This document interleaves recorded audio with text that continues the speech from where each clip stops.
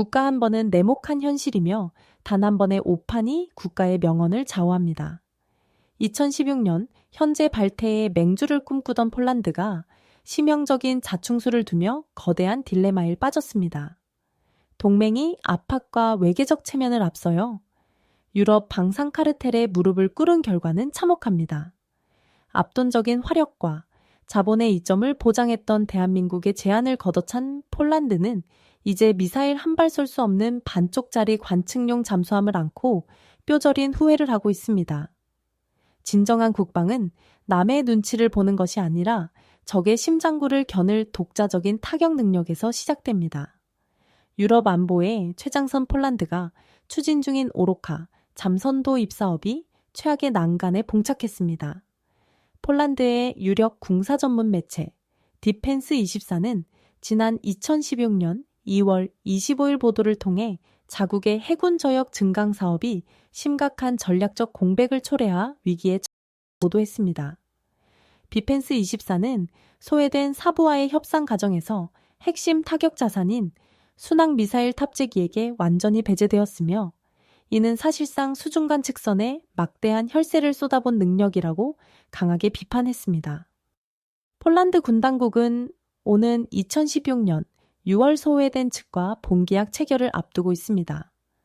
앞서 3월 소외된 사부가 우선 협상 대상자로 선정된 배경에는 철저히 계산된 정치적 역학관계가 자리 잡고 있습니다.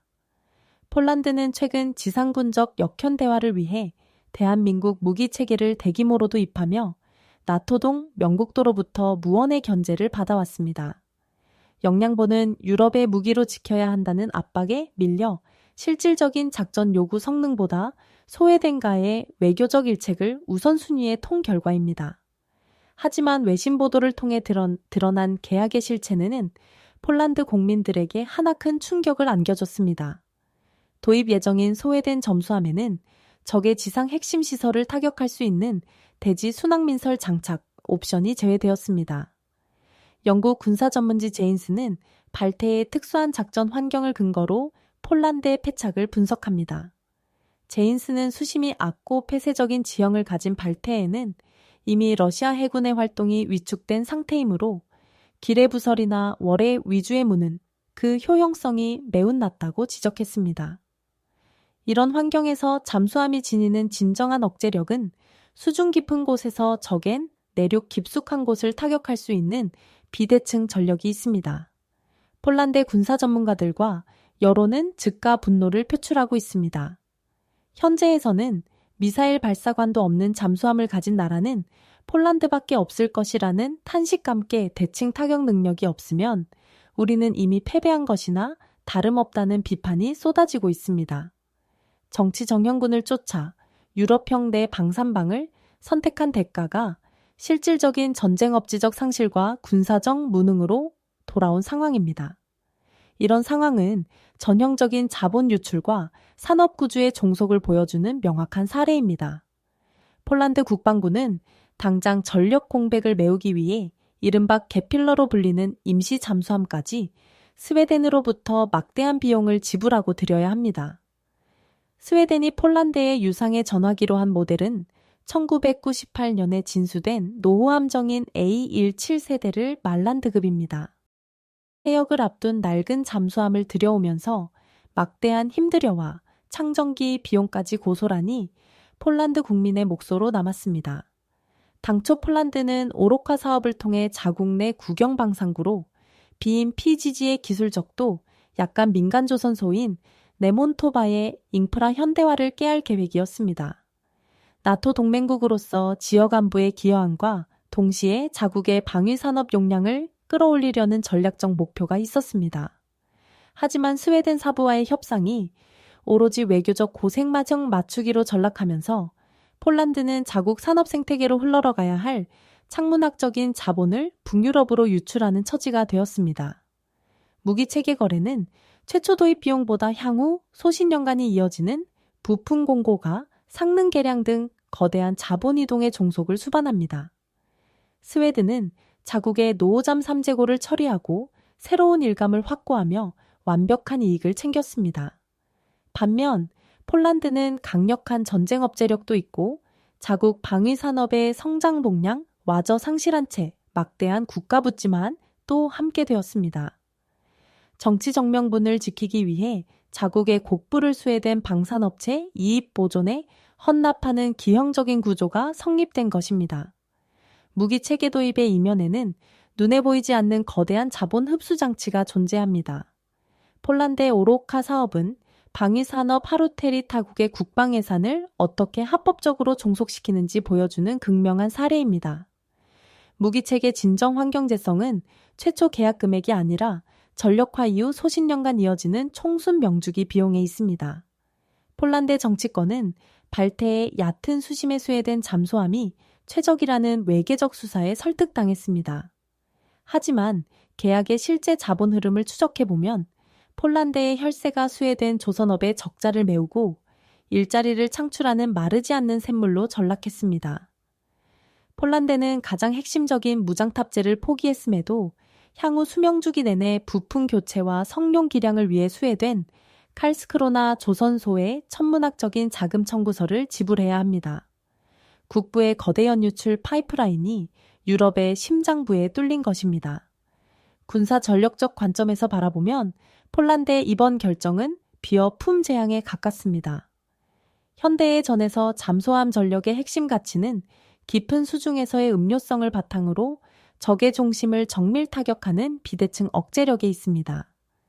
지리적으로 발태에는 이민 나토의 강력한 통제 아래 러시아 발티 침대 수상함 활동이 철저히 봉쇄된 구역입니다.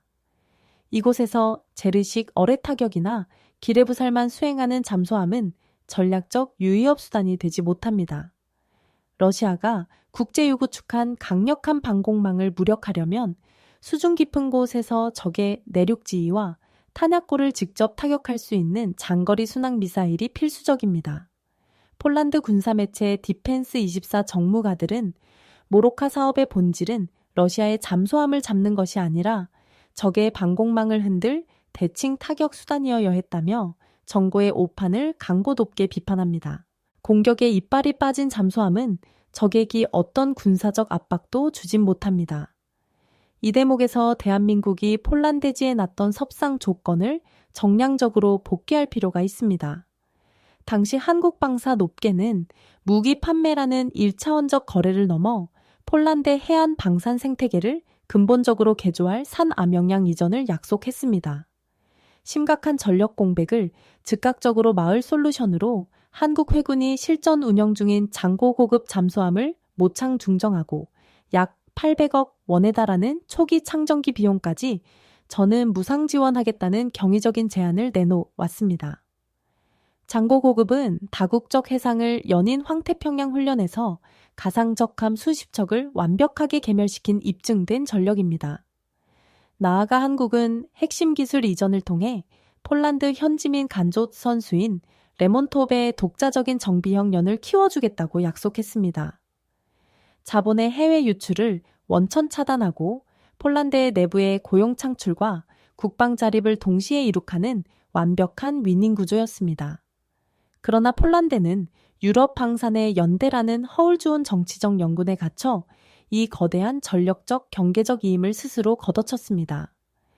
그 결과 승자와 패자에는 내목하게 갈렸습니다.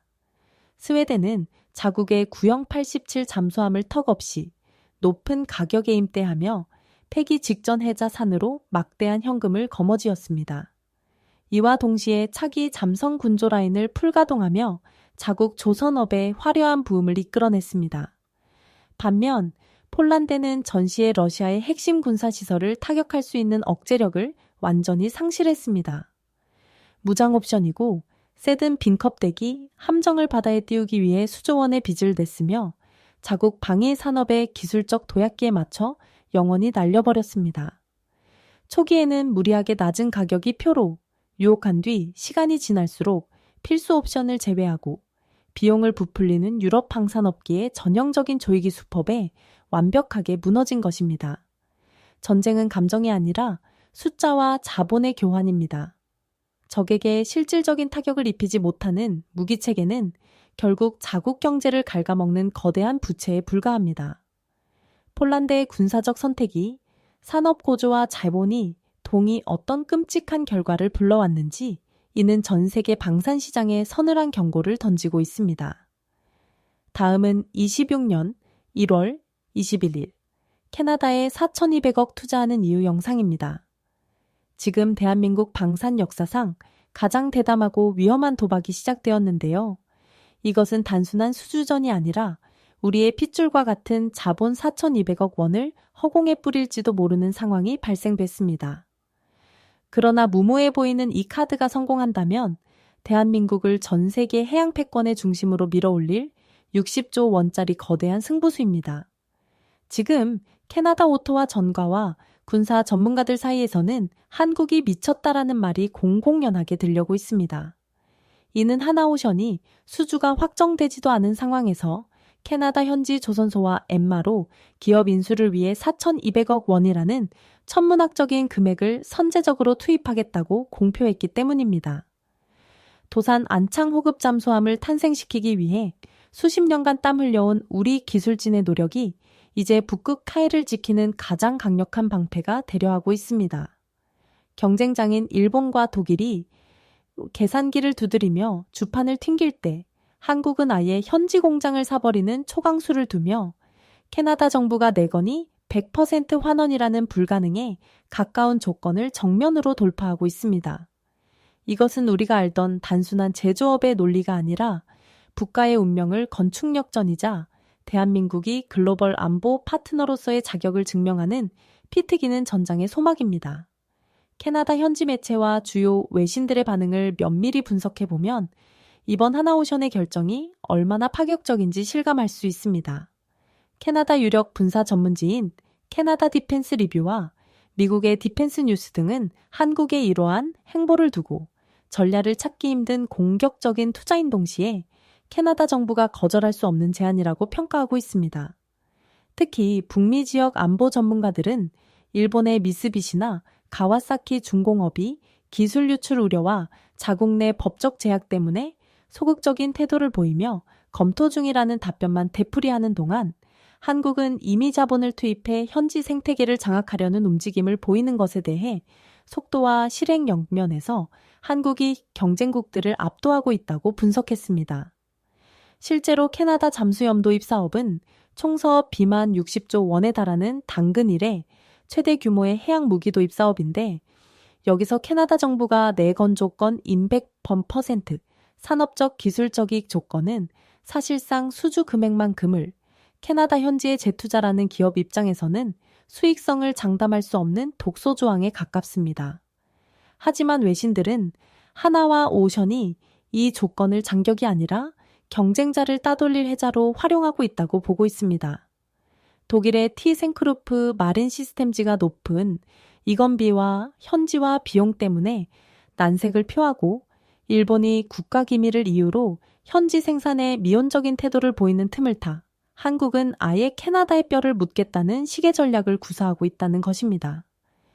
2020년 1월 현재 캐나다 현지 분위기는 한국의 KS의 3배 치투 잠수함이 가진 디젤 잠수함 최초의 수직 발사관, 탑재 능력과 같은 하드웨어적 우수성뿐만 아니라 이러한 과감한 산업 협력 제안에 더 큰 점수를 주는 분위기로 감지되고 있습니다. 방산업계 관계자들에 따르면 통상적인 무기 거래에서 기술이 전이나 현지 투자는 계약 체결 후에 논의되는 것이 관례인데 하나오션은 수주 전에 승패가 관리기도 전에 거제 사업장 스마트 야트 구축 비용에 4배가 넘는 자금을 해외 거점 확보에 쏟아부음으로써 우리는 캐나다 해군의 잠수한 공백을 마을 유일한 대안이라는 강력한 메시지를 던진 셈입니다. 이는 단순히 배를 파는 것이 아니라 캐나다의 방위산업 자체를 한국 시스템으로 재편하겠다는 의도로 해석되며 만약 이 전략이 적중한다면 한국은 단순한 무기 수출국을 넘어 북미 대륙의 안보 인프라를 구축하는 핵심 파트너로 격상될 것입니다. 4,200억 건은 표면적으로는 캐나다 현지와 미용이지만 그 이면을 들여다보면 경쟁국인 일본과 독일의 진입 자체를 봉쇄해버리는 입장권이자 60조 원 시장을 독식하기 위한 치밀한 계산이 깔린 한국의 스마트한 승부수라고 볼 수 있습니다. 단순히 4,200억 원이라는 숫자만 놓고 보면 하나오션이 믿지는 장사를 하는 것처럼 보일 수 있지만 방산 전문가들과 국제 금융 분석가들이 내놓는 보고서의 이면을 들여다보면 이것은 철저하게 계산된 죽음의 능철약이라는 것을 알수 캐나다 정부가 내건백 % ITB 조건, 즉 수주 금액만 금을 캐나다 현지에 재투자해야 한다는 이 독서 조항은 사실 경쟁자인 일본과 독일을 질식시키기 위해 한국이 역이용한 치명적인 덫이기 때문입니다. 일본의 미쓰비시 중공업과 가와사킬 중공업은 세계 최고 수준의 잠수함 기술을 보유하고도 방위장비 이전 3원칙이라는 정치적 족쇄와 보수적인 기업 문화 때문에 기술 이전은 건영, 현지, 생산 라인 구축에 대한 결단을 내리지 못하고 우왕좌왕하고 있습니다. 일본 현지 언론인 상케이 신문조차 일본 정부의 소극적인 태도가 캐나다 사업 수주를 어렵게 만들고 있다며 다조 섞인 분석을 내놓았는데요. 이는 결단력이 있는 오너십 부재와 관료주의가 만든 참사입니다. 반면 독일의 티스템 크로프 마린 시스템즈는 노르웨이와 합작한 일이 CD급 잠수함을 제한하고 있으나 이미 유럽 내 수준 물량과 부하로 인한 납기 지연 이슈와 더불어 캐나다의 광활한 3년 바다인 태평양 대서양 북극 해를 커버하기에는 작전 반경과 거주 성면에서 한국의 3,600톤급 KSS 세배 치투에 비해 체급이 떨어진다는 평가를 받고 있습니다. 바로 이 지점에서 하나오션은 4,200억 원을 투입해 캐나다 현지 조선소와 MRO 업체를 인수함으로써 우리는 너희의 일자리를 뺏는 것이 아니라 너희 산업을 부활시키는 부세준라는 프레임을 완성해버렸습니다. 이것은 캐나다 정치권이 가장 가려워 하는 부분을 정확히 긁어준 것으로 분사적 스펙 싸움을 넘어선 고도의 산업 외교 전술입니다. 여기서 우리가 주목해야 할 것은 대한민국 기술진이 피를 깎는 고통 속에 탄생시킨 도산한 창호급 잠수함의 압도적인 하드웨어 성능인데요. 이는 단순한 스펙 나열이 아니라 캐나다 해군의 작전 환경에 최적화된 생존 공식 그 자체입니다. 캐나다는 세계에서 가장 긴 해안선을 가진 국가로 한번 출항하면 수천 킬로미터를 이동해야 하기에 디젤 잠수함이 매도 불구하고 핵추진 잠수함에 버금가는 자막 능력과 거주성이 필수적입니다. 하나오션의 KSS-300, 치트는 세계 최초로 리튬이온 배터리 체계를 잠수함에 적용하여 기존 납축 전지 대비 수중 자망 지속 시간을 300% 이상, 즉 3배 넘게 늘려놓았으며 이는 디젤 잠수함의 역사적인 특이점을 돌파한 혁명적인 사건입니다.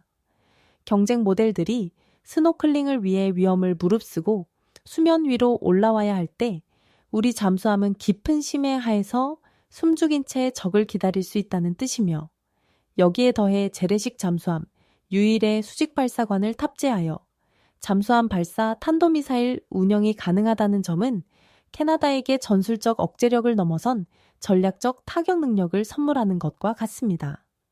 영국의 군사 전문 매체 제인스 디펜스 위클리는 한국의 이러한 기술적 성취를 두고 KS, S3은 디젤 잠수함의 한계를 뛰어넘어 준역 잠수함의 지위를 획득했다고 극찬했으며 이는 한국이 지난 30년간 독일의 도면을 받아 조립하던 하청국가에서 이제는 독일을 기술적으로 압도하는 마스터로 등극했으며 전 세계 공증받은 것입니다.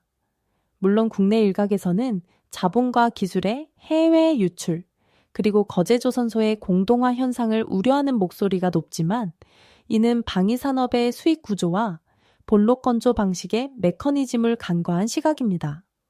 상선 시장에서 LNG 운반선 한 척의 가격이 약 3,500억 원 수준인 것에 비해 캐나다 수출용 잠수함은 척당 가격이 1조 5천억 원에서 2조 원에 육박하는 초고부가 가치 상품입니다.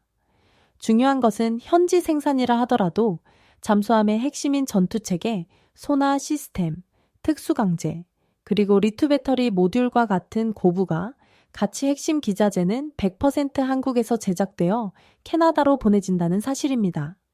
즉, 껍데기와 단순 조립은 캐나다 현지 인력을 활용해 ITV 조건을 충족시키고 핵심 두뇌와 심장은 한국 창원과 거제 공장에서 만들어 수출하는 패키지들 부조인 것입니다. 이는 국내 협력 업체들에게 기술 유출의 위기가 아니라 향후 30년 이상 지속될 안정적인 부품 공급망, 즉 MRO 시장이라는 거대한 먹거리가 열리는 것을 의미합니다. 잠수함의 수명주기 비용을 따져봤을 때 도입 비용은 전체 30%에 불과하고 나머지 70%는 유지 보수 비용에서 나오는데요. 하나오션이 인수한 현지 MRO 기업은 한국 산부품을 지속적으로 소비하는 거대한 파이프라인 역할을 하게 될 것입니다.